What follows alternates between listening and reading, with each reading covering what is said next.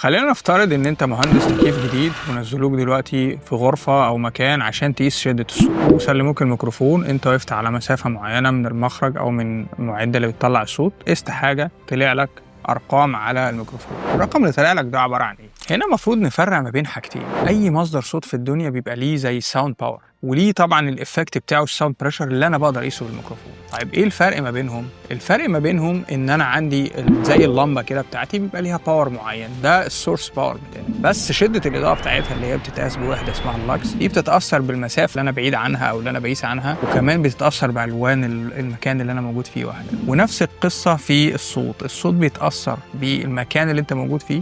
هل انت في الفري فيلد مثلا، ولا انت في مكان غرفه، والغرفه دي ممكن يكون فيها اشكال مختلفه؟ هل فيها مثلا حاجات بتعمل انعكاسات كتير، ولا الاوضه بتمتص فيها اساس وحاجات كتيره بتمتص الصوت بتاعي؟